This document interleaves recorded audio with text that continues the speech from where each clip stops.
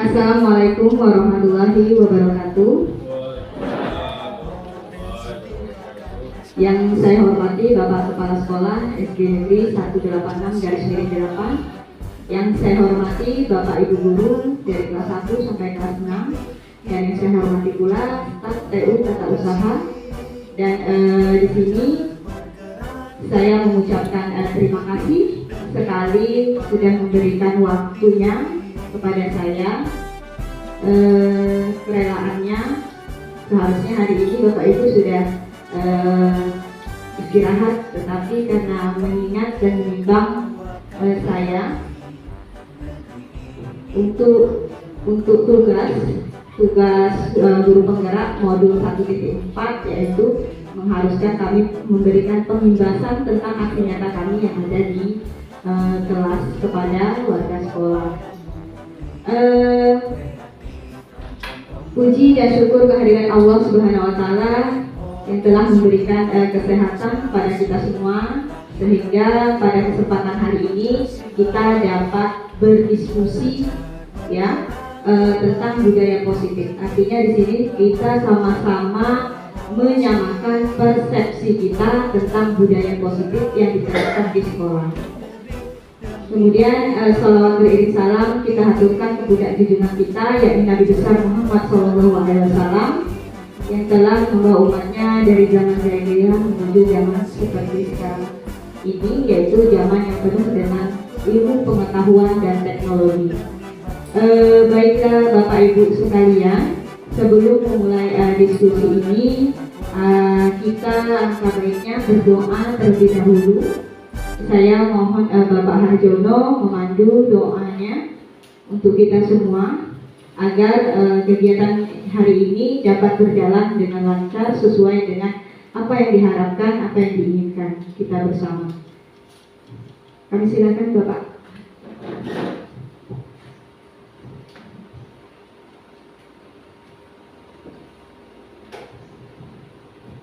Assalamualaikum warahmatullahi wabarakatuh. A'udzubillahi minasyaitonir rajim. Bismillahirrahmanirrahim. Alhamdulillahirabbil alamin. Hamdan hamidan hamdan syakiran hamdan hamdan yuwafi ni'amahu wa yukafi mazidah. Ya Rabbana lakal hamdu kama yanbaghi li jalali wajhikal karim wa 'azimi sultanik. Allahumma shalli wa sallim ala sayyidina Muhammad wa ala ali sayyidina Muhammad.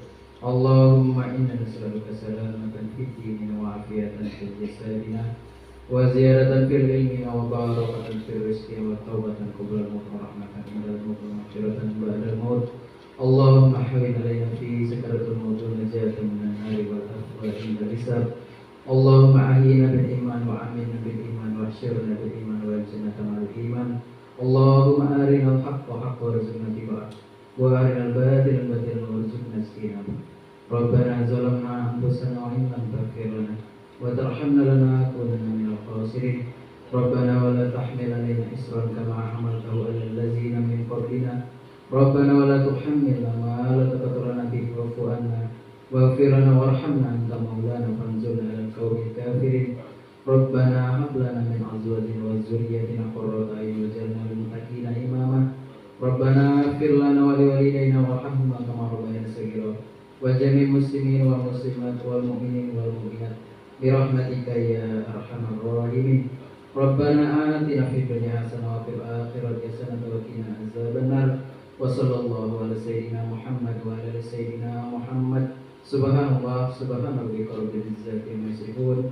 Wa salamun ala mursalin walhamdulillahi rabbil alamin. Assalamualaikum warahmatullahi wabarakatuh. Saya ucapkan terima kasih kepada Bapak Harjono yang telah memimpin doa. Baiklah Bapak Ibu, hari ini saya akan melakukan pembahasan modul 1.4 tentang budaya positif di lingkungan kelas dan sekolah. Nama saya Mutiara Valentina SPD, CGP atau calon guru penggerak angkatan 5 dari Kabupaten Tebo.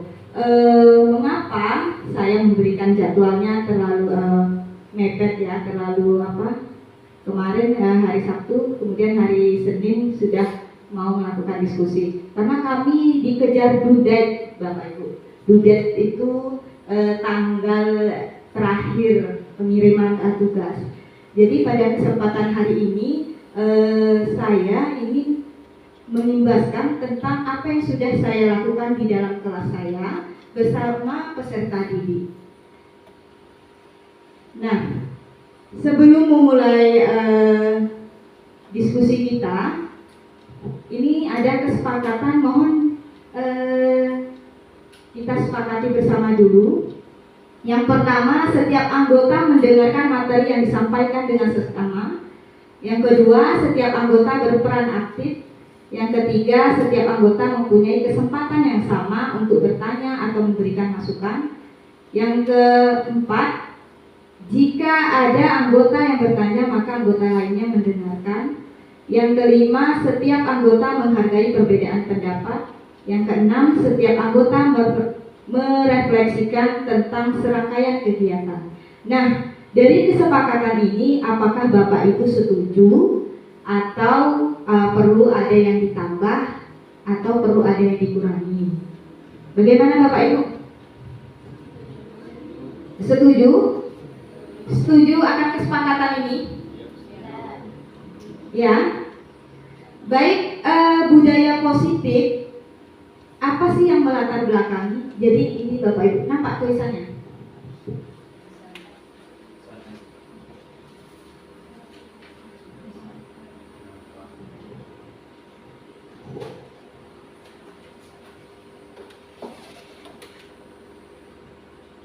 Nah, saya bacakan ya.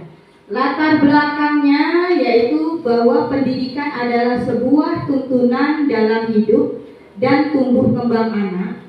Setiap anak memiliki kekuatan dirinya sendiri, memiliki pengalaman dan kekayaan. Pendidikan haruslah membimbing dan menguatkan apa yang ada di dalam diri setiap anak, agar dapat memperbaiki tingkah lakunya, cara hidupnya, dan pertumbuhannya. Dalam proses menuntut, anak diberi kesempatan seluas-luasnya untuk mengembangkan potensi bakat dan minatnya sesuai individu yang unik. Kemudian, guru sebagai pamong dapat memberikan tuntunan agar anak dapat menemukan kemerdekaannya dalam belajar. Guru diharapkan memiliki nilai-nilai positif yang dibutuhkan untuk membentuk karakter pelajar Pancasila dengan memberi contoh dan melakukan kebiasaan yang konsisten di sekolah. Pengembangan budaya positif dapat menumbuhkan motivasi intrinsik atau motivasi yang tumbuh dari dalam diri anak untuk menjadi pribadi yang bertanggung jawab dan berbudi pekerti luhur serta akhlak mulia. Jadi inilah latar belakang tentang budaya positifnya. Selanjutnya, apa sih budaya positif? Budaya positif adalah merupakan perwujudan dari nilai-nilai atau keyakinan universal yang diterapkan di sekolah yang berpihak pada murid agar murid dapat berkembang menjadi pribadi yang kritis, penuh hormat, dan bertanggung jawab. Jadi yang namanya budaya positif itu kan kebiasaan-kebiasaan yang Bapak Ibu, kebiasaan yang dilakukan di sekolah. Nah, apakah dari budaya positif ini nantinya diharapkan anak mampu melahirkan nilai-nilai kebajikan, yaitu sesuai dengan kurikulum kita, kurikulum merdeka, yang artinya pembelajaran itu memerdekakan peserta didik atau memerdekakan murid. Ya, benar apa tidak Bapak Ibu? Ya, jadi sesuai dengan kurikulum merdeka, ya, nilai kebajikan yang diharapkan adalah profil pelajar Pancasila, maka kita sebagai guru penting sekali tetap komitmen untuk tetap menerapkan budaya positif. Nah, tentang menerapkan budaya positif itu akan berkaitan dengan disiplin positif.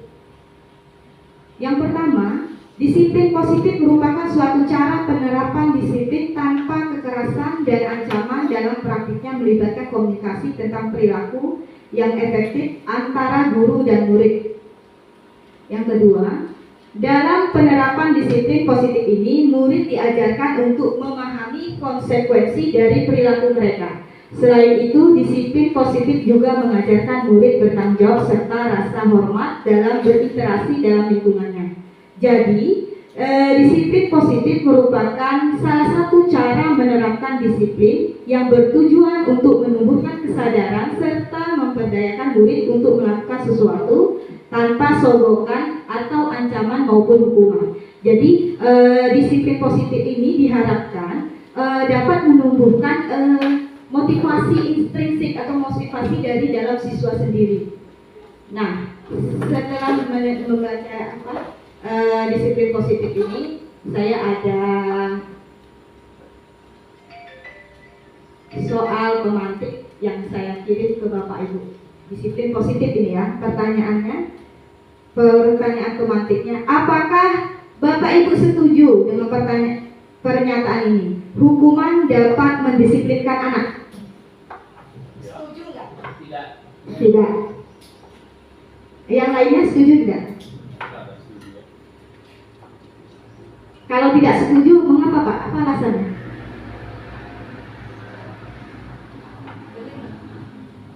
Boleh? Tidak setuju, kenapa Pak ya? Nah, apa alasannya? Oh, ternyata hukuman dapat mendisiplinkan anak. Tidak setuju Bapak. Kenapa? Hukuman yang namanya hukuman bisa fisik, bisa verbal, dalam bentuk fisik, bisa dalam bentuk verbal atau ucapan. Setuju tidak Bapak bahwa hukuman baik dalam bentuk fisik maupun verbal dapat mendisiplinkan anak? Setuju tidak? Tadi Bapak bilang tidak setuju. Alasannya kenapa? Karena ya hukuman. Hukuman itu kan ancaman. Ya. Setelah kita ancam itu imbasnya mana-mana. Iya, imbasnya ke peserta didik pasti ya. Bagaimana? Kalau kita hukum, itu ada tumbuhnya mulai kurang, ada juga Imbasnya berarti kurang baik ya. Kurang baik. Ya. Ada yang setuju? Bapak Ibu, Bu Tika ada yang setuju? Apakah Bapak Ibu setuju hukuman dapat mendisiplinkan anak? Setuju tidak? Tadi ada yang katanya tidak setuju karena imbasnya ke anak, anak akan menerima kekerasan ya Pak. Macam itu lah. Ancaman. Ancaman. Ya. Bagaimana Bapak? Setuju tidak? Bisa setuju. Bisa setuju. Asal hukumannya jangan hukuman yang dengan fisik. Ya kan. Contohnya, coba hukuman karena dia melanggar aturan, dihukum dengan membuang sampah. Ya. Nah, itu salah satu contoh. Ya. Nah, itu makanya bisa setuju. Ya. Tapi kalau hukuman dengan menyatu untuk atau hukuman ke fisik, Ya. tidak setuju. Tidak setuju. Nah, jadi begini Bapak Ibu. Ya, semua masukan kita terima ya. Jadi apakah setuju dengan pernyataan hukuman dapat mendisiplinkan anak? Kalau saya setuju, memang iya dapat mendisiplinkan anak. Tetapi proses yang terbentuk bukan disiplin positif, tetapi disiplin negatif. Karena apa? Dengan hukuman anak akan merasa kalau melakukan peraturan ya, misalkan dapat hukuman, anak merasa terpaksa dengan hukuman itu.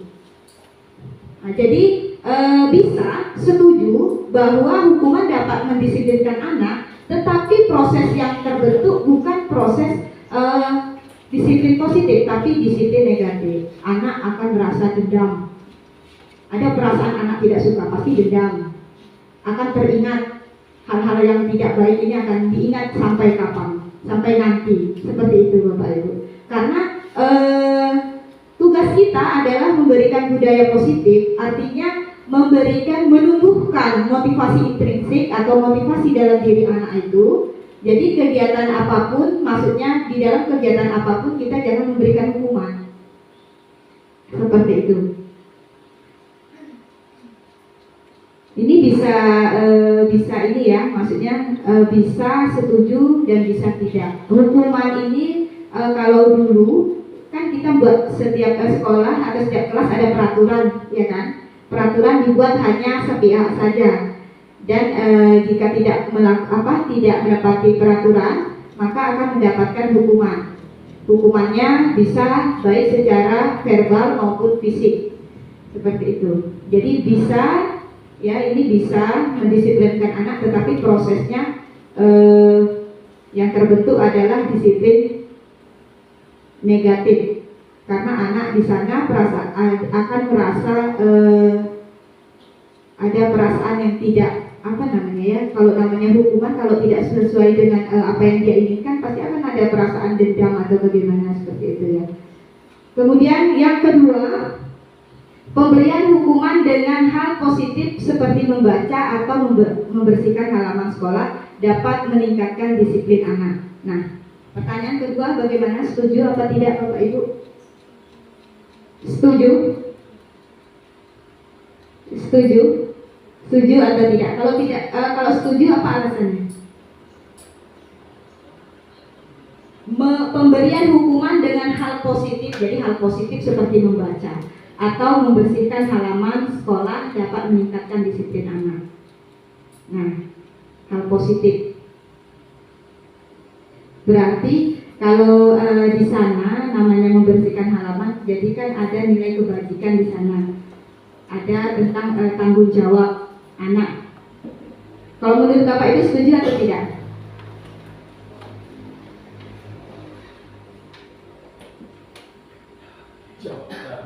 Setuju, Ica? Kalau yang membersihkan halaman sekolah itu saat dia belajar, bagaimana? Jadi contohnya misalkan seperti ini, anak terlambat masuk sekolah. Nah, silahkan, karena kamu terlambat masuk sekolah, kamu bersihkan halaman sekolah. Nah, itu salah satunya mendisiplinkan anak. Kalau itu agak kurang setuju. Kurang setuju, kenapa? Karena di saat itu kan jam sudah masuk. Ya. Yang kelas dia terlambat. Ya. Tidak bisa mengikuti jam jam pelajaran ya. Jam pelajaran. Iya. Karena dia hukum. Iya. Jadi belum tentu 1 jam 2 jam dia bisa. Iya. Itu kurang setuju ya. Iya, tidak apa-apa. Ini kami simpan ya pertanyaan jawabannya. Kemudian yang ketiga, ada yang tidak setuju, Bapak Ibu? Pemberian hukuman dengan hal positif seperti membaca atau membersihkan halaman sekolah dapat meningkatkan disiplin anak. Kalau meningkatkan disiplin anak, setuju ya Bapak Ibu. Namanya mendisiplinkan, apalagi anak di sana diberi hukuman membaca. Kalau melihat pada saat ini tingkatan literasi anak kita, bahkan kita sendiri kurang. Jadi untuk meningkatkan, salah satunya meningkatkan literasi juga, membaca juga, memberikan anak untuk dapat meningkatkan literasi juga. Jadi dapat meningkatkan disiplin anak ya, ini bisa salah satu, setuju kalau saya. Kemudian yang ketiga, memberi penghargaan dapat meningkatkan motivasi belajar anak. Nah, ini yang sering kita merefleksi, bagaimana di dalam pembelajaran pemberian penghargaan dapat meningkatkan motivasi belajar anak. Setuju apa tidak setuju? Ya, Pak Yaya setuju. Ya, Ibu, Bapak Ibu yang lainnya setuju. Ada lagi? Mengapa alasannya setuju? Ada yang memberikan ini alasannya, mengapa setuju bahwa penghargaan dapat meningkatkan motivasi belajar anak? Bagaimana? Ayo Budi. Iya.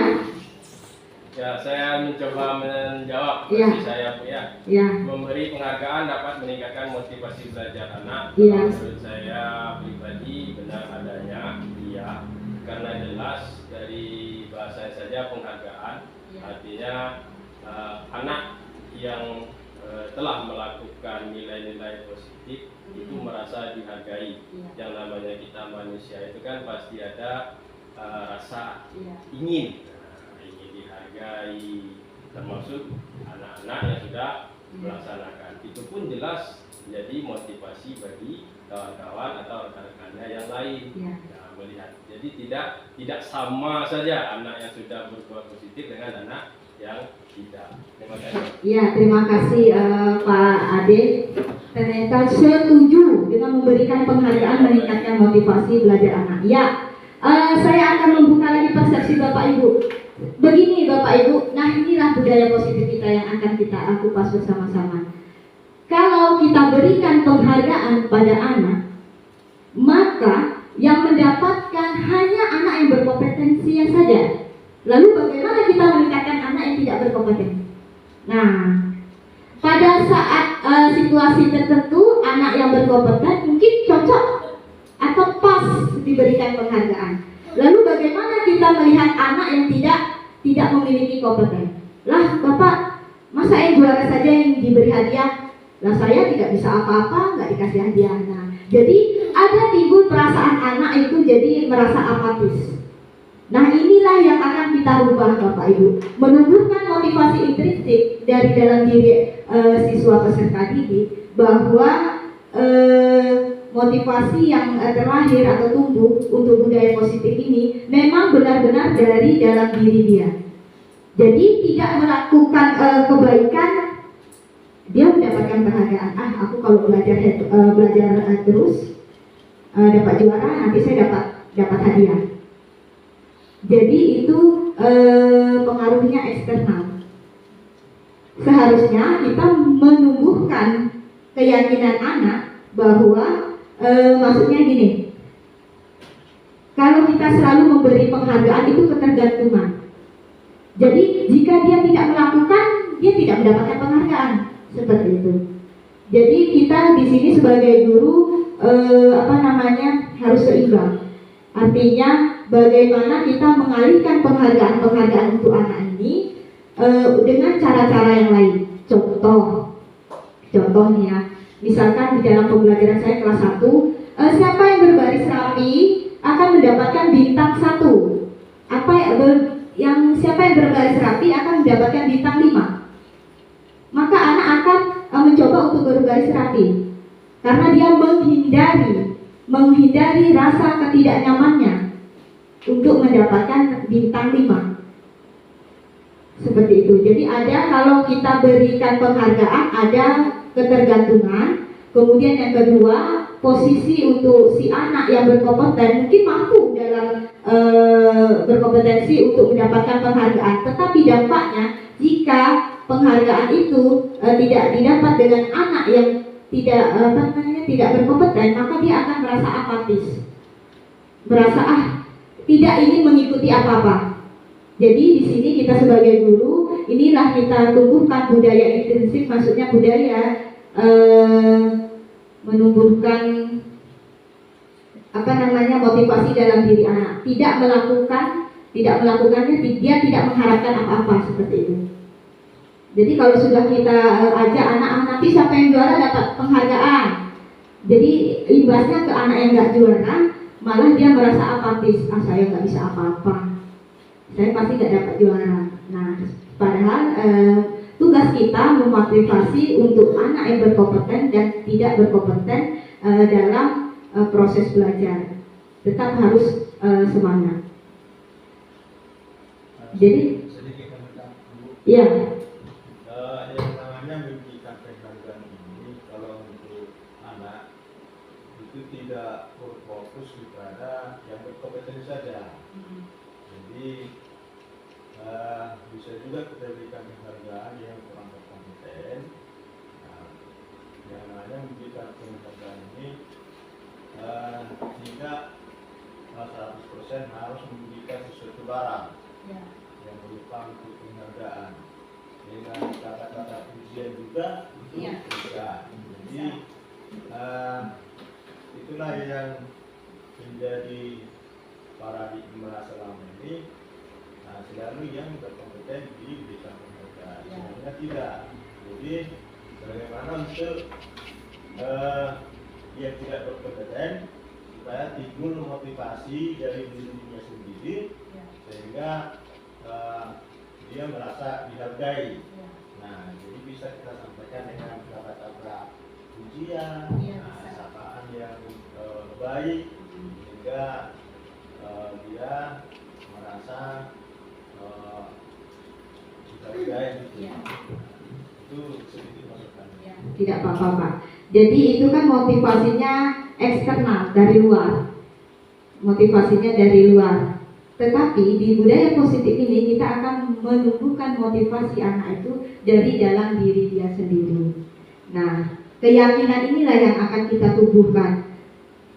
Merasa yakin dengan apa yang diyakini anak, misalkan di dalam kelas. Kita saling menyayangi. Nah, itu tumbuh dari dalam diri anak itu. Memang kita sesama teman atau sama ini harus saling menyayangi. Kalau sudah merasa keyakinannya tumbuh dari dalam dirinya, tanpa ada bapak ibu guru saja di kelas, aman kelas itu. Jadi seperti itu. Jadi memang betul di satu sisi penghargaan ini dapat meningkatkan motivasi belajar anak, dan di satu sisi juga penghargaan ini juga dapat memberikan dampak apatis bagi peserta didik yang lain, seperti itu.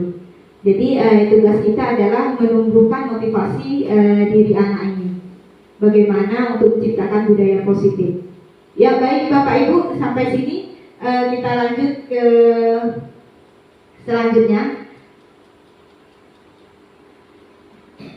Disiplin positif akan melahirkan nilai-nilai kebajikan. Sebenarnya nilai kebajikan itu ada banyak, tetapi menyesuaikan dengan kurikulum Merdeka, yaitu kurikulum kita, yaitu bahwa kurikulum Merdeka ini akan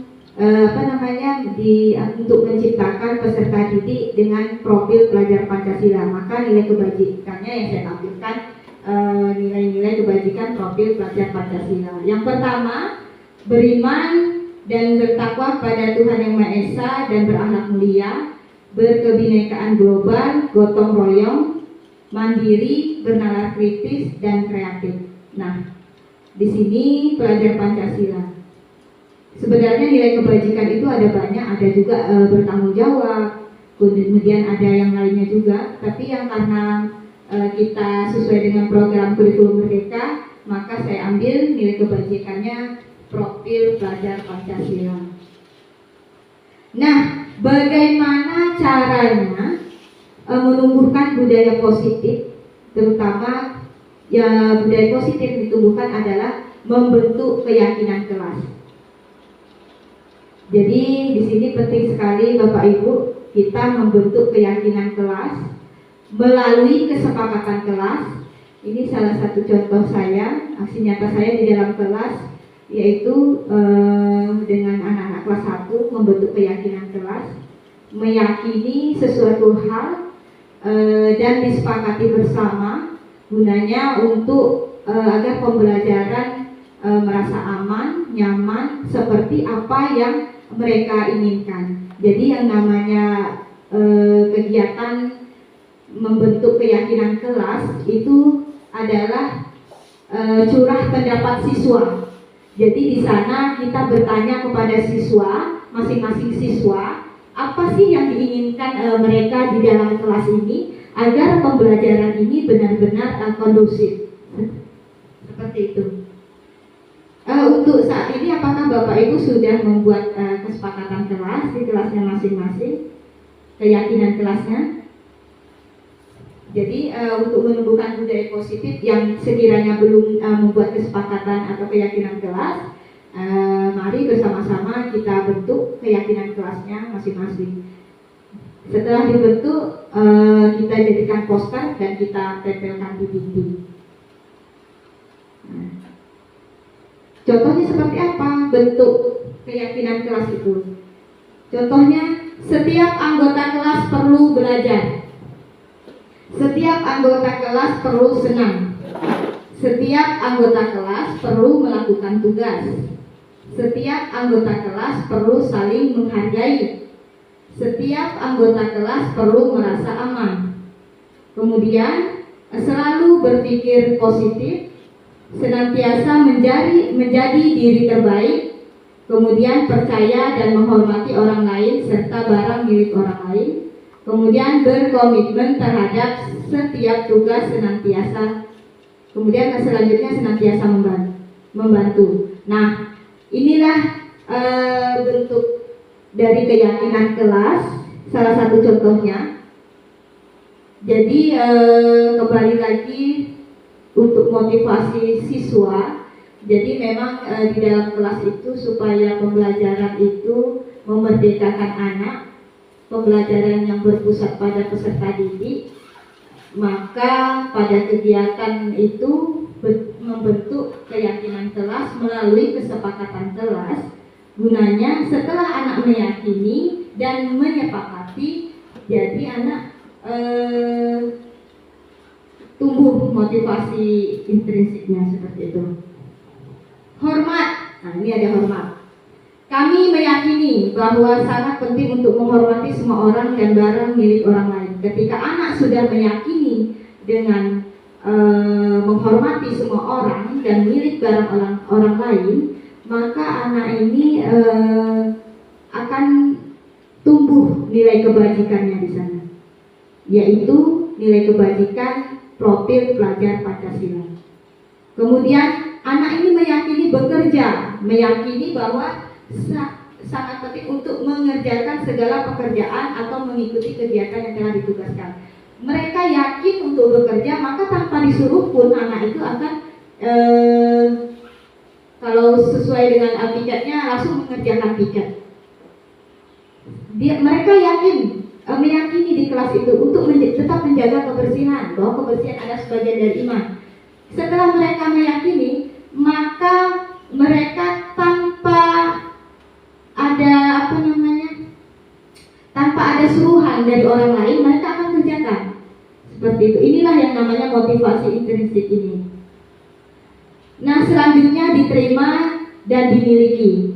Kami meyakini bahwa sangat penting untuk merasa diterima pada suatu kelompok dan saling peduli satu dengan yang lainnya. Ketika anak sudah merasa diterima, berarti mereka dapat beradaptasi dengan lingkungannya. Kadang terutama untuk kelas 1 sendiri ada perasaan rasa diterima ini kurang baik. Mereka ketika berhadapan dengan teman lain ada merasa minder, ada merasa kurang pede, seperti itu. Jadi maka inilah kita bentuk keyakinan kelas ini untuk memotivasi, salah satu memotivasi siswa. Nah, dari motivasi ini bahwa ada kebutuhan yang akan dipenuhi oleh anak, terutama peserta didik. Jadi kebutuhan dasar manusia itu ada 5. Yang pertama kebutuhan untuk bertahan hidup, makan dan minum. Kemudian 2, cinta dan kasih sayang. Kemudian 3, kebebasan. Kemudian kesenangan dan kekuasaan. Jika 5 kebutuhan dasar ini tidak terpenuhi dengan baik, 5 kebutuhan dasar manusia ini tidak terpenuhi dengan baik, peserta didik kita yang di dalam kelas, maka mereka akan mendapatkan dengan cara yang negatif, mendapatkan dengan segala cara. Misalkan untuk mendapatkan perhatian cinta kasih sayang seorang guru, anak ini tidak mendapatkan perhatian. Bisa saja dia di dalam kelas berantem dengan temannya, bisa saja nanti di dalam kelas dia teriak-teriak, menangis. Karena apa? Karena 5 kebutuhan dasarnya tidak terpenuhi. Nah, inilah tugas kita Bapak Ibu, membentuk keyakinan kelas ini untuk mengetahui kebutuhan dasar dari peserta didik kita. Apakah kebutuhan untuk bertahan hidupnya seperti makan dan minum sudah terpenuhi? Jika tidak terpenuhi, nanti waktu jam istirahat, anak akan merasa, Bu, sudah jam istirahat, saya mau makan. Seperti itu. Akan mendesak kita untuk istirahat, untuk pergi makan, karena pagi dia tidak sarapan. Nah, ini salah satu tidak terpenuhi kebutuhan untuk bertahan hidup, sandang pangan ininya. Kemudian cinta dan kasih sayang. Kemudian kebebasan. Kemudian kesenangan. di dalam pembelajaran peserta didik sudah merasa senang atau belum? Jika tidak merasa senang, maka dia akan merasakan bosan, akan merasakan di dalam kelas itu pembelajarannya jadi tidak kondusif seperti itu. Ini kebutuhan dasar manusia. Terkait dengan kebutuhan dasar, kita akan memposisikan kita yaitu 5 posisi kontrol tadi. Apakah kita sebagai penghukum, apakah pembuat rasa bersalah, atau teman, atau pemantau, atau manajer. Kalau penghukum, misalkan anak terlambat, silahkan keliling lapangan 2 kali, itu posisi menghukum. Jadi dampaknya ada dampak negatif kalau kita sebagai posisi penghukum. Anak bisa tidak suka dengan kita, kemudian anak akan merasa dendam, kemudian ada merasa menghindari, nanti kalau tidak mengikuti peraturan saya kena hukum. Jadi dia menaati peraturan itu bukan berdasarkan dari keinginannya sendiri, karena dia menghindari hukuman itu. Karena menghindari hukuman berarti tidak mau dihukum, seperti itu. Sebenarnya harusnya motivasi itu muncul dari diri anak itu sendiri. Contoh kita kalau pergi berkendaraan memakai helm. Apa yang Bapak Ibu yakini? Mengapa kita harus memakai helm? Untuk keselamatan, ya kan? Keamanan. Jika karena Ibu meyakini bahwa memakai helm ini untuk keselamatan saya, seperti itu. Jika tidak ada keyakinan, maka tidak terbentuk motivasi dalam diri kita, seperti itu. Jadi inilah tugas kita, budaya positif ini menumbuhkan motivasi siswa itu. Nah, kemudian ada apakah posisi kontrol kita sebagai guru pembuat rasa bersalah? Contoh, kamu sudah terlambat ya hari ini? Ya Bu, kata anaknya. Coba kamu lihat apa saja peraturan yang ada di sekolah kita. Itu salah satu contoh pembuat merasa bersalah. Dari kegiatan positif ini kita harus sudah berada di posisi control manager, di mana kita memberi pelajaran kepada anak dapat bertanggung jawab atas perilaku yang mereka perbuat. Artinya dengan posisi control manager kita akan menyelesaikan masalah dengan kegiatan segitiga restitusi. Ini kegiatan segitiga restitusi, yaitu di mana pertama menstabilkan identitas, kemudian validasi tindakan yang salah, kemudian menanyakan keyakinan. Jadi kalau kita berada di posisi kontrol sebagai guru penghukum atau menghargai siswa itu kurang tepat ya Bapak Ibu. Jadi diharapkan dengan budaya positif ini kita akan berada di posisi kontrol manager atau sebagai teman, bisa juga pemantau, tetapi yang lebih baik lagi adalah posisi manager. Bagaimana cara menyelesaikan masalah pada posisi manajer, yaitu pada segitiga restitusi. Yang pertama menstabilkan identitas dulu, kemudian validasi tindakan yang salah, selanjutnya menanyakan keyakinan. Nah, keyakinan kelas ini yang kita, kalau ada pelanggaran kita tanyakan kembali anak ini keyakinan kelasnya. Kalau kita dari awal tidak pernah buat keyakinan kelas atau kesepakatan kelas, bagaimana kita menjadi acuan anak ini melanggar atau tidak? Seperti itu. Jadi perlu pembentukan keyakinan kelas, kesepakatan kelas. Yang pertama, apa saja sih poin-poin dalam restitusi tadi? Menstabilkan identitas itu contohnya seperti ini. Berbuat salah itu tidak apa-apa, yang kita sampaikan kepada siswa. Tidak ada manusia yang seperti. Kemudian saya juga pernah melakukan kesalahan seperti itu. Namanya menstabilkan. Jika ada permasalahan di sekolah misalkan saya ada membuat aksi nyata kegiatan restitusi itu siswa membuang sampah sembarangan, kemudian ada juga siswa terlambat datang ke sekolah, saya gunakan restitusi manajer ini. Di sana menstabilkan dulu identitas anak, berbuat salah itu seperti apa, tidak ada manusia yang sempurna. Kemudian kita bisa menyelesaikan ini, distabilkan dulu. Jadi ketika ada permasalahan, restitusi artinya ini solusi dari permasalahan. Apakah kamu senang menjadi teman yang baik buat dirimu sendiri? Selanjutnya, setelah kita melaksanakan atau menstabilkan identitas anak, selanjutnya kita validasi tindakan yang salah. Kita beritahu kadang anak melakukan tindakan yang salah itu ada alasannya. Contohnya, padahal kamu bisa melakukan yang lebih buruk dari ini ya. Kamu pasti punya alasan mengapa kamu melakukan ini. Ini kita sedang kalau kita buat pertanyaan seperti ini kepada siswa, berarti kita sedang melakukan validasi tindakan yang salah. Kamu patut bangga pada dirimu sendiri karena kamu telah melindungi sesuatu yang penting buatmu. Atau kamu boleh mempertahankan sikap itu, tapi kamu harus menambah sikap yang baru. Jadi ketika kita sudah memberikan arahan pada anak yang salah itu, tetapi kita munculkan sikap yang baru. Oh, seharusnya seperti ini, seperti itu. Yang kamu lakukan tuh baiknya seperti ini.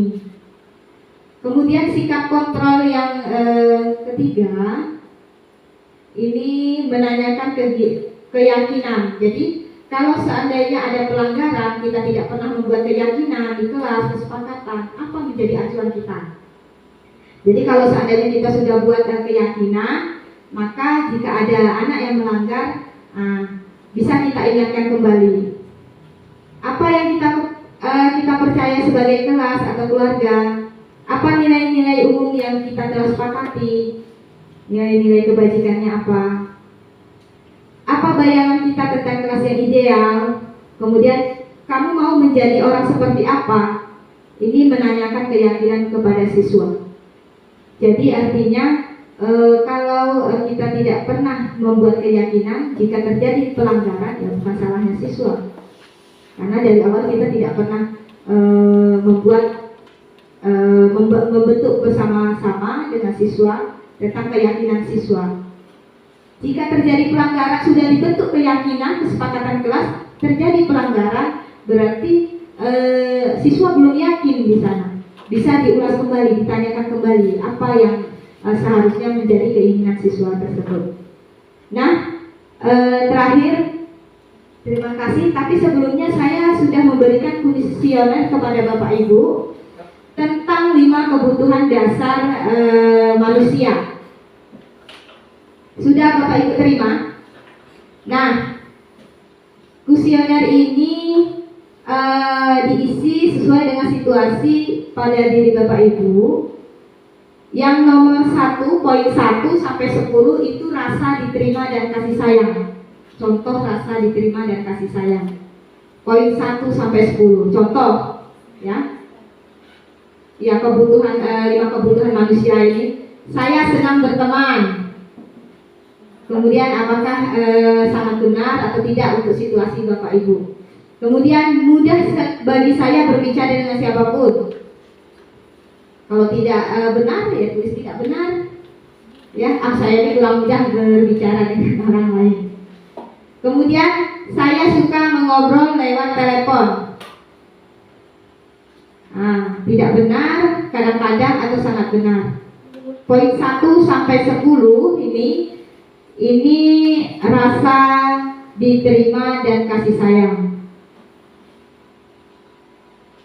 Apakah dari Bapak Ibu menulis 1 sampai 10, apakah sudah terpenuhi kebutuhan Bapak Ibu rasa diterima dan kasih sayang? Nah, di sini bisa kita lihat. Kemudian yang 11 sampai 20 itu kebutuhan hidup tentang kekuasaan. Kekuasaan. Saya tidak suka membuat kesalahan. Apa jawabannya tidak benar, kurang atau kadang-kadang saya tidak suka perubahan. Itu masuk ke kebutuhan hidup yang 5 tadi, 5 kebutuhan hidup kekuasaan. Kemudian poin yang ke-21 sampai ke-30 itu kebebasan. Kebebasan. Jika tidak suka 21 sampai 30 kebebasan. 21 saya suka memiliki pilihan. Kebebasan. Duduk di sekolah adalah hal yang sulit untuk saya. Saya tidak suka membaca dalam jangka waktu yang lama. Atau saya senang membuat orang lain tertawa. Ini apa? Apa yang saya pakai tidak berpengaruh bagi saya. Ini kebebasan. Kemudian poin yang 31 sampai 40 itu kesenangan. 31 sampai 40 kesenangan. Nah, saya sering tertawa, saya memiliki koleksi, atau saya senang membuat orang lain tertawa. Ini bisa Bapak Ibu isi sesuai dengan diri Bapak Ibu. Jika kelima kebutuhan ini tidak terpenuhi dengan baik, maka akan mendapatkan dengan cara yang sama. Tapi jika sudah terpenuhi dengan baik, ya, diisi 5 semua, berarti Bapak Ibu kebutuhannya sudah terpenuhi dengan baik. Nomor 35 diisi 5 orang berpikir saya bodoh.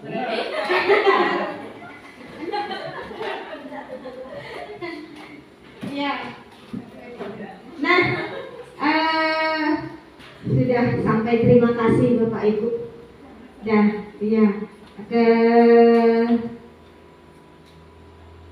nah, sampai di sini apakah Bapak Ibu ada yang mau bertanya atau memberi masukan? Sama-sama kita jawabnya. Atau ada yang mau merefleksikan tentang kegiatan kita tentang budaya positif ini? Jadi budaya positif ini tindak lanjutnya adalah membuat keyakinan kelas dan kesepakatan kelas. Nah, itu Bu, untuk semua Bapak Ibu guru tanpa terkecuali. Jadi setiap kegiatan belajar atau apa kita ingatkan tentang kesepakatan atau keyakinan kelasnya. Daripada peraturan, kalau apa sih bedanya peraturan sama keyakinan? Kalau peraturan itu kan dibuat untuk sepihak, ya, untuk memberikan, kalau pelanggar yang melanggar untuk memberikan hukuman. Sementara kalau kesepakatan keyakinan itu untuk menumbuhkan motivasi dalam diri siswa sendiri, bahwa kesepakatan itu dibuat berdasarkan hasil curah pendapat siswa, menginginkan seperti apa pembelajaran di kelas kita ini. Ya, bagaimana Bapak Ibu? Adakah yang mencoba untuk merefleksikan tentang kegiatan kita budaya positif? Saya persilahkan.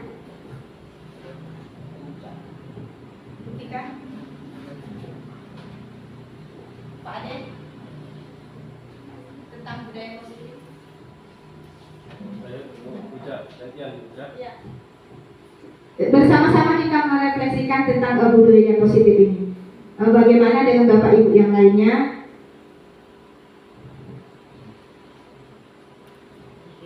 Ya, budaya positif. Ayo Pak Ade. Terima kasih kepada Ibu Mutiara. Jadi menurut saya tangkap dari awal tadi, memang benar budaya positif ini jelas sangat bernilai positif juga apabila akan kita lakukan, kita laksanakan di sekolah, khususnya di kelas kita masing-masing. Jadi yang Ibu sarankan tadi, kita membuat apa namanya, keyakinan kelas, ya, keyakinan kelas yang kita sepakati setiap siswa dan guru yang ada di dalam kelas tersebut. Dari yang sudah Ibu paparkan tadi, memang benar tugas berat guru di sini menurut hemat saya yaitu menggali potensi unsur intrinsik yang ada pada diri anak. Karena kalau itu sudah ada pada diri setiap anak, sudah barang tentu anak itu lebih mudah lagi kita sebagai guru untuk membentuk dan mengarahkan siswa tersebut. Tetapi kalau saya di lapangan, terkadang kita menggali unsur intrinsik dari anak tersebut yang relatif atau masih ada juga kesulitan, karena kapasitas anak dalam satu kelas itu kan tidak sama, mulai dari unsur A sampai unsur Z itu tidak ada yang sama. Tambah lagi lingkungan, kalau menurut saya itu sangat berpengaruh sekali, mulai dari lingkungan sampai ke mata pencarian orang tua, letak sekolah, bahkan orang tua pun kalau menurut saya itu sangat menentu sekali seberapa bisa, seberapa cepat waktu kita untuk dapat menggali unsur intrinsik pada diri anak. Contoh,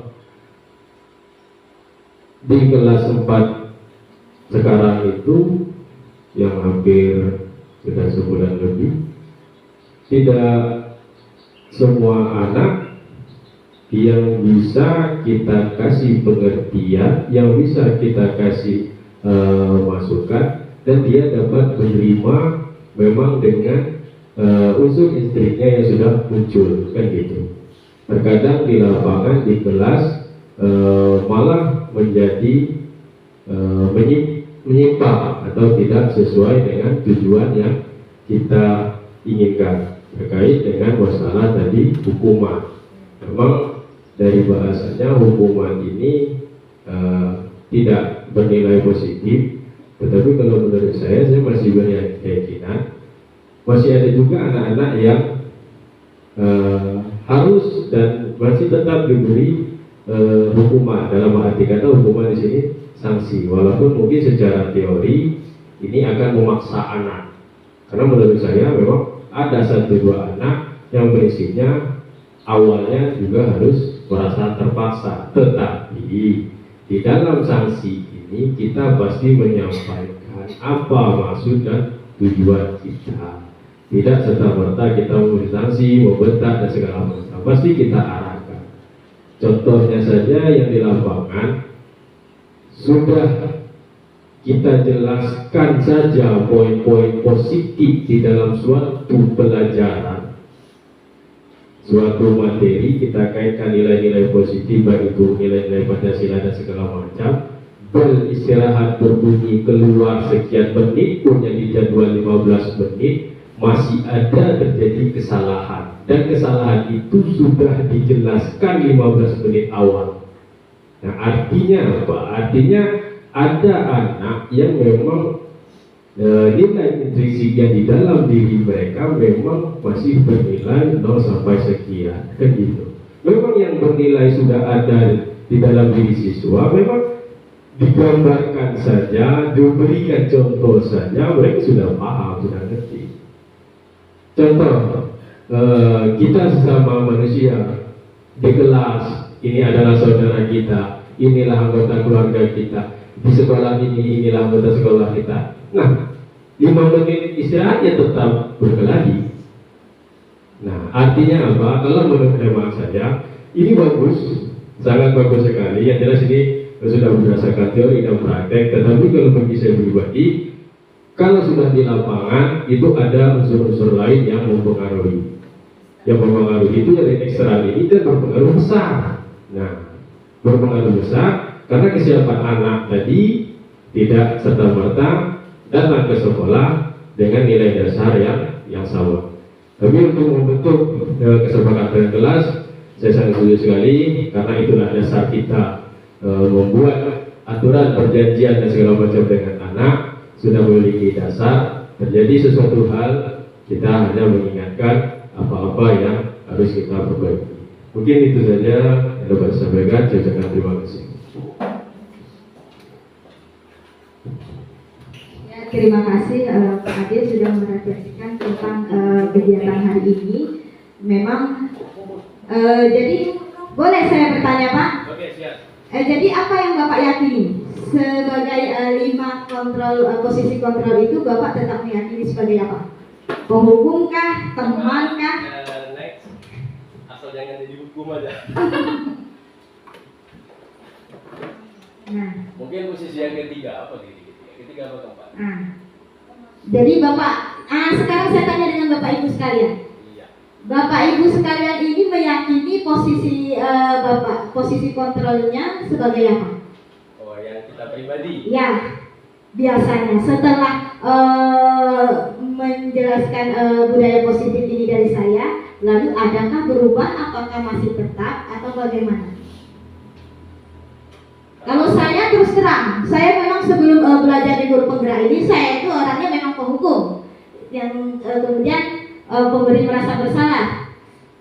Ya, saya akui memang. Tetapi setelah ke depan, setelah saya mempelajari tentang budaya positif ini, oh ternyata yang saya lakukan selama ini kurang tepat. Yang sebaiknya dilakukan kita adalah sebagai manajer. Bagaimana memberikan pelajaran kepada siswa tentang perilakunya, ya, bertanggung jawab atas apa yang mereka lakukan, seperti itu.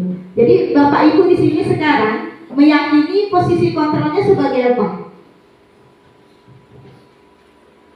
Yang awalnya apa? Setelah ini apakah masih tetap? Apakah sudah berubah? Oh, setelah saya meyakini tentang apa yang saya jelaskan ini, oh ternyata memang harusnya ini gitu. Memang seharusnya yang jadi manajer. Ya, memang seharusnya harus jadi manajer Tapi memang. kalau jadi teman mungkin sudah. Ya. Usaha. Ya. Sudah penghukum ya. Iya. Ada yang salah. Iya. Coba sekarang tidak. Kita Iya. tetap orang celana. Iya. Iya. Membuat rasa bersalah. Oke, benar. Biar mereka tahu. Mungkin kalau manajer kelas 3 ada sampai manajer ya. Kelas 4 paling mentok di pemantau. Kalau pemantau. Pemantau. Oh. Nah, Mudah-mudahan habis keluar ruangan ini jadi manajer. iya. Nah, itulah yang diharapkan. Jadi sebagai pemimpin pembelajaran itu, kita diharapkan untuk menciptakan budaya positif, kita berada di posisi kontrol manager. Dengan restitusi, sebenarnya untuk restitusi ini kan solusi permasalahan itu sudah pernah kita lakukan, tetapi masih secara acak. Kalau setelah dijelaskan, kalau sebagai posisi manajer itu jelas segitiga restitusinya, yaitu menstabilkan dulu identitas, kemudian validasi tindakan yang salah, kemudian menanyakan keyakinan tentang keyakinan kelas, kesepakatan yang bersama yang dibuat di kelas itu. Nah, Selama ini paling-paling kan langsung ke nomor 3. ya teman. Enggak. Ya. Yang ini. Oh, yang biasanya. Langsung nomor 3. Ya, Apakah nggak ingat kamu apa perjanjian kita dulu? Ya. Perjanjian awal masuk. Ya. Ternyata kan ada step-step atau Ya. langkah-langkah. Yang memang sudah pernah kita lakukan, tetapi masih secara acak. Nah, ketika sudah mendapatkan materi ini, jadi kan Bapak Ibu tahu, oh ternyata memang yang diharapkan untuk budaya positif ini kita posisi kontrol kita memang harus berada di manajer. Dengan restitusi, segitiga restitusi, pemberian solusinya yaitu melalui ini, menstabilkan identitas. Kalau sudah ketiga ini masuk, maka kita biasanya kan kita menyelesaikan masalah sesuai dengan keinginan kita. Sudah, kamu sudah salah, sudah melanggar, ini hukumannya, seperti itu. Tetapi sebenarnya pada posisi kontrol manager, segitiga restitusi, menyelesaikan masalah dengan segitiga restitusi, kita menyelesaikan masalah ini seperti apa yang anak mau, seperti itu Pak. Seperti apa yang anak mau. Seharusnya kamu ini, apa sih alasan kamu melakukan ini? Harusnya kamu ini maunya bagaimana? Seperti itu. Nah, jadi bagus sekali. Saya memang di modul 1.4 ini memang materinya memang paling banyak Pak untuk untuk modul ini tentang budaya positif. Kami berulang-ulang memahami, mempelajari materi ini. Dan kalau dulu kita kan di awal pembelajaran peraturan saja kita buat, ya kan Pak? Belum ada keyakinan kelas. Nah, setelah Merdeka Belajar ini memerdekakan anak, pembelajaran yang berpusat pada peserta didik, ternyata kita ini perlu menumbuhkan keyakinan peserta didik ini dengan budaya positif ini, seperti itu. Nah, jadi inilah merubah paradigma saya, merubah pikiran saya yang awalnya saya sebagai posisi kontrol penghukum, membuat merasa bersalah kepada siswa. Setelah saya mempelajari ini, jadi saya ternyata saya ini salah, kurang tepat gitu loh Pak. Seharusnya memang kita untuk menciptakan budaya positif ini kita berada di posisi kontrol sebagai guru, sebagai manajer, seperti itu. Ibu-ibunya bagaimana? Sudah manajer semua, Bu? Sudah manajer semua? Dari Ya. kelas 2, kelas 3, ya kelas 5 dan kelas 6. Berarti kalau sudah berada di posisi manajer berarti sempurna kita menerapkan budaya positif di sekolah kita ini Bapak Ibu. 4 nyusul. Apakah dari kelas 1 sampai kelas 6 sudah membuat keyakinan kelas, kesepakatan kelas? Sudah ada? Jadi setelah ini belum membuat, tidak lanjutnya silahkan Bapak Ibu buat keyakinan kelasnya di dalam kelas. Apa yang perlu diyakini oleh anak-anak dengan menumbuhkan nilai kebajikan profil pelajar Pancasila tadi. Bagaimana membuat anak bertanggung jawab, mandiri, berakhlak mulia di dalam pembelajaran itu. Itulah yang tugas kita sebagai guru untuk budaya positif ini, menumbuhkan motivasi siswa itu. Jadi motivasi itu memang ada dua, motivasi internal, intrinsik dan ekstrinsik, yang dari dalam siswa dan dari luar. Contohnya seperti hukuman. Oh, anak ini baik, dia menaati peraturan. Terkadang ada alasannya menaati peraturan karena menghindari hukuman. Jadi kan itu motivasi hanya dari luar seperti itu, tidak dari dalam diri dia sendiri. Seperti itu. Kemudian penghargaan juga seperti itu. Penghargaan didapatkan ketika anak melakukan sesuatu yang hal yang baik. Jadi jika tidak melakukannya, dia tidak dapat apa-apa, seperti itu. Jadi itu betul motivasi tapi dari luar, seperti itu. Dan yang kita tumbuhkan motivasinya hari ini untuk budaya positif itu dari dalam diri siswa. Memang dukungan untuk budaya positif ini perlu sekali, tidak hanya dari pihak sekolah, guru, siswa, orang tua juga berperan penting juga di sini Pak Ade. Memang betul sekali peran penting orang tua dalam menumbuhkan budaya positif ini.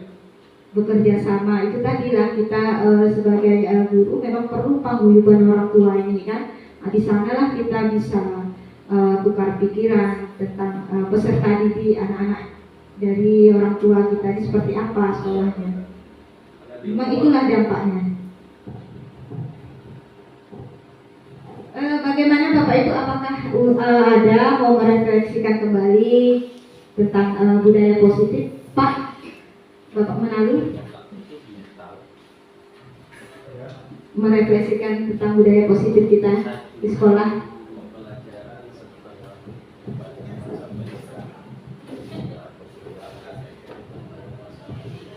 Baik, terima kasih kepada Ibu Bicara yang sudah menyampaikan budaya positif di dalam pembelajaran modul 1.4 ya, 1.4. Jadi di dalam budaya positif ini memang yang diminta kita harus berusaha bagaimana supaya siswa itu termotivasi dari dalam dirinya sendiri untuk melakukan hal-hal yang positif, hal-hal yang baik. Jadi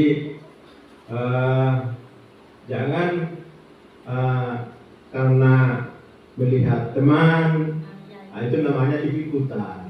Nah, jadi kalau sudah terbentuk dari dirinya sendiri, itu dari instruksi itu, nah, memang itulah yang kita harapkan ke depannya. Jadi istilahnya kesadaran diri sendiri tanpa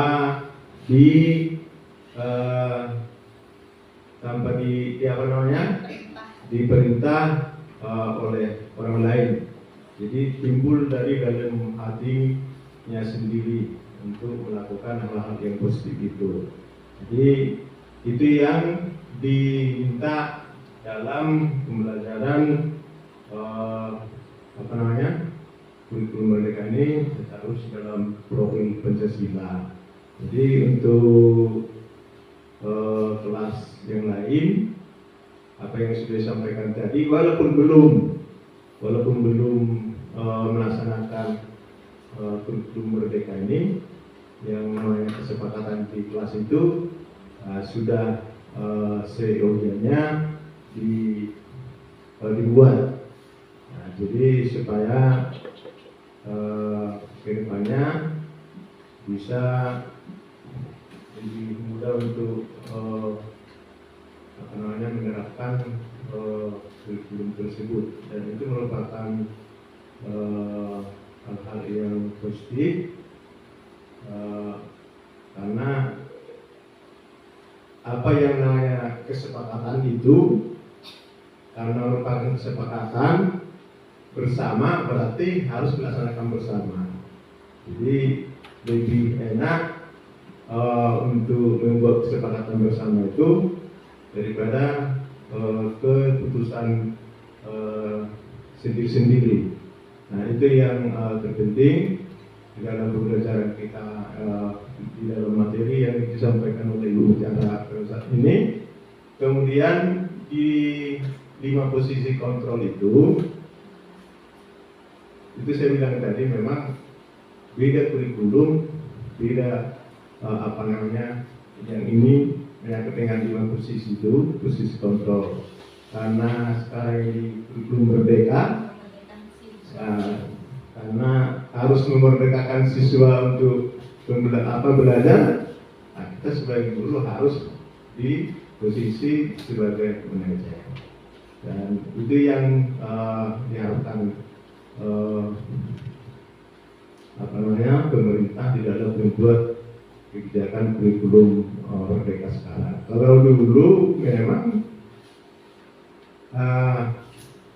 kalau saya pengalaman dulu yang 1, 2, 3, nah itu berjalan semua itu.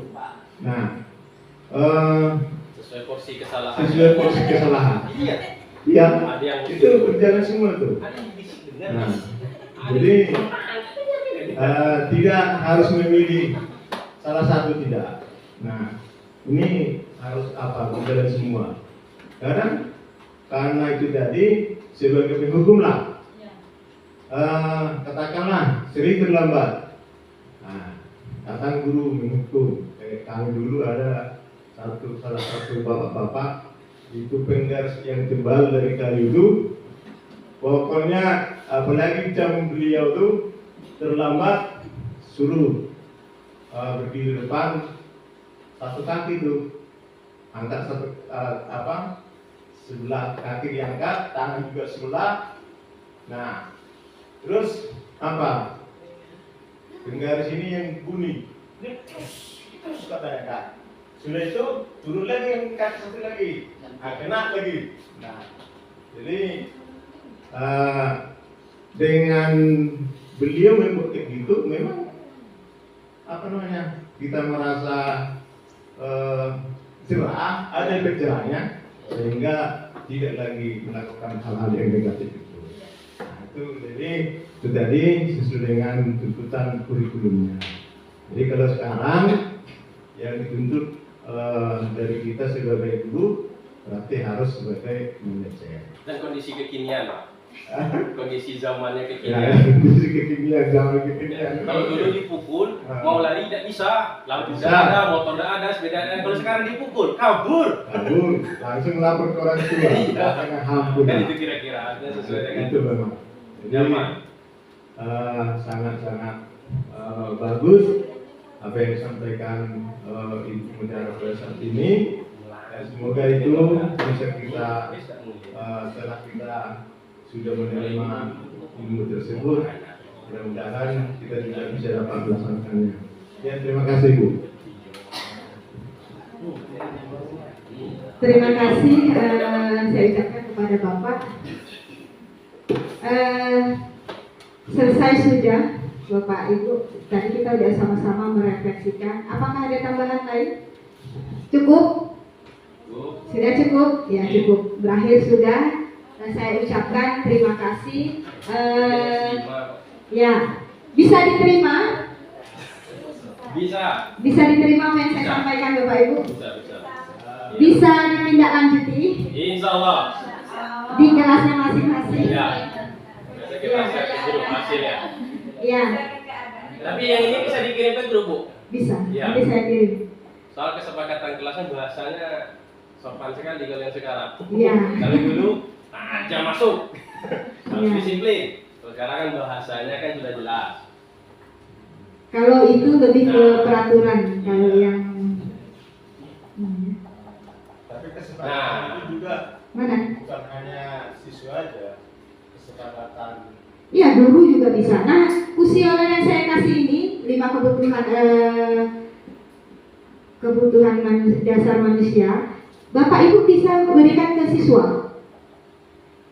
Jadi di situ kita kan bisa lihat juga ternyata apa sih yang dibutuhkan oleh siswa. Nah, bisa ini untuk siswa juga sebelum membentuk keyakinan kelas. Nah, ini tugas Bapak Ibu. Tidak lanjutnya ya Bapak Ibu di kelasnya masing-masing. Sebelum membentuk keyakinan kelas, silakan Bapak Ibu anak-anaknya diberi kuesioner kebutuhannya apa? Jadi nanti tindak lanjutnya dari ini. Ya, dari ini. Per poinnya. Per poinnya. Terus ada kategori-kategorinya berarti.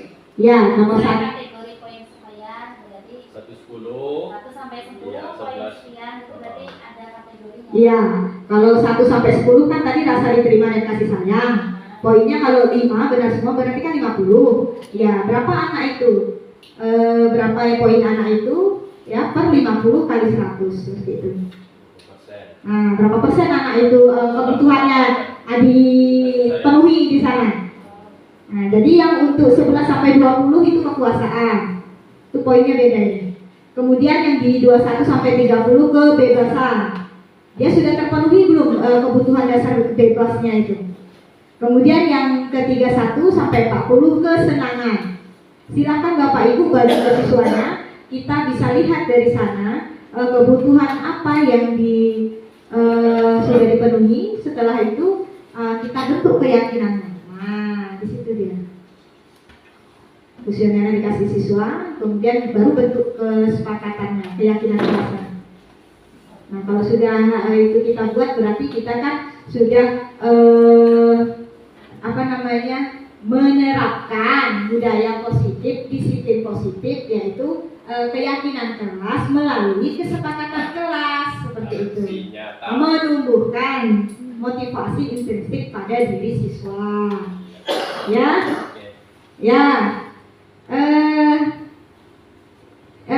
Cukup sekian yang saya sampaikan, mudah-mudahan bisa diterima Bapak Ibu dan bisa ditindaklanjuti, dan mudah-mudahan selanjutnya program selanjutnya bisa lebih baik lagi dari ini.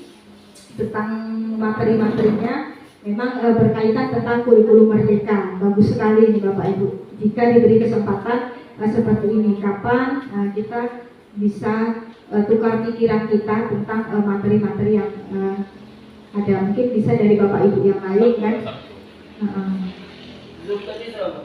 Belum bisa kalau mau ini. Ingat tamu itu.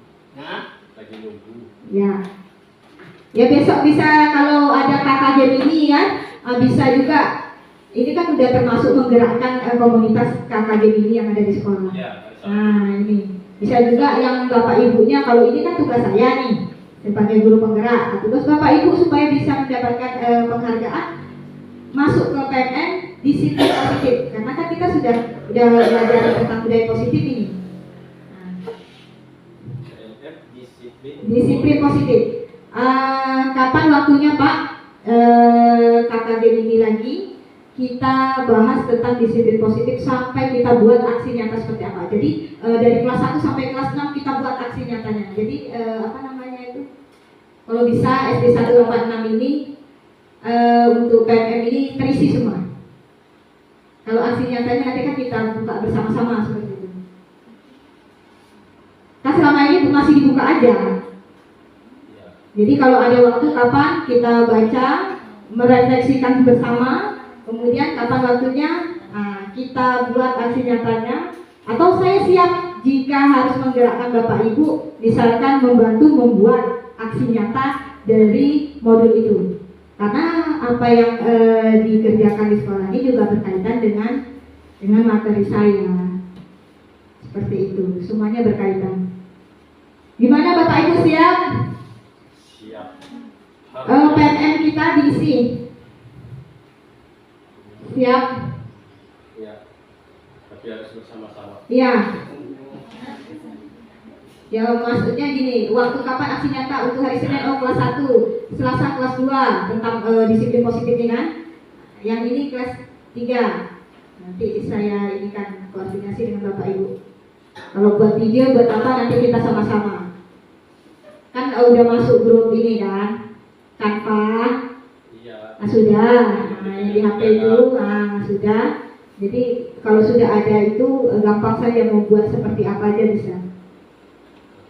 Oke, Bapak Ibu bisa diterima ya untuk hari ini. Terima kasih atas terima kasih atas semuanya, partisipasi semuanya Bapak Ibu. Saya dari awal hingga akhir apabila ada kesalahan saya mohon maaf. Yang sebesar-besarnya saya akhiri. Wabillahi taufiq wal hidayah. Wassalamualaikum warahmatullahi wabarakatuh. Waalaikumsalam.